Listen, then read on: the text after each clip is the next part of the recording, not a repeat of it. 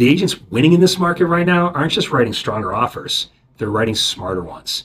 And the difference between the smart offer and a strong one is almost always the financing structure behind it.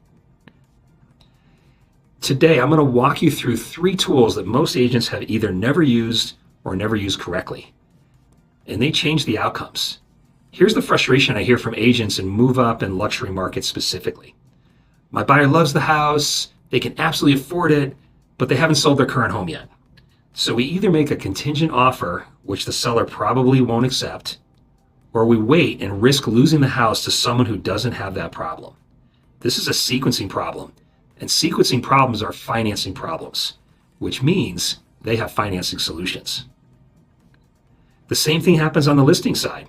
A seller is nervous about accepting an offer because the buyer's current home sale is a contingency, and contingencies make sellers nervous, even when the buyer is genuinely qualified. What I'm going to show you today are 3 structures that eliminate or manage that contingency. Tool number 1, bridge loans. A bridge loan is a short-term financing secured against the equity in your buyer's current home. It provides the cash for a down payment on the new home before the old one sells. The buyer makes a clean, non-contingent offer, and when the old home sells, typically in 1 to 6 months, the bridge loan is paid off.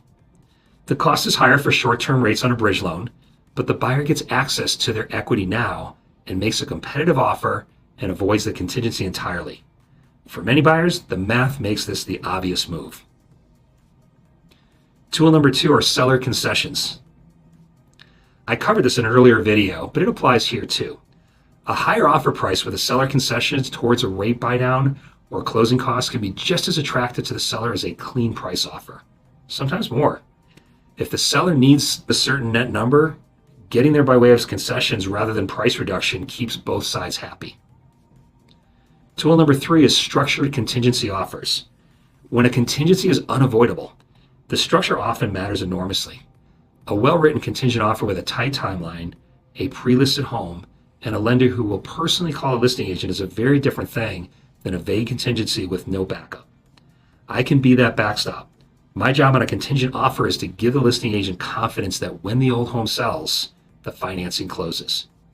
That confidence is earned through a conversation, not a letter. I want to give you a case where 2 of these tools work together. A buyer came to me wanting to buy a $720,000 home.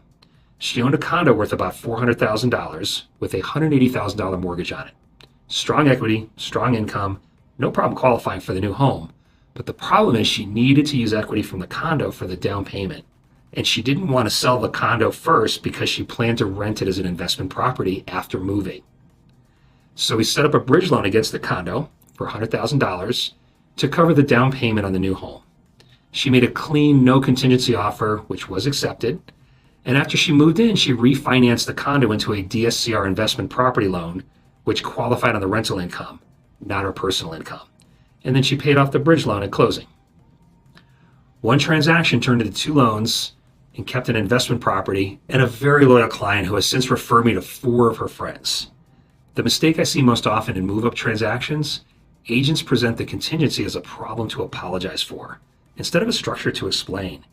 When you say, I know this is a contingent offer and I understand that's a problem, you've already lost the listing agent's confidence.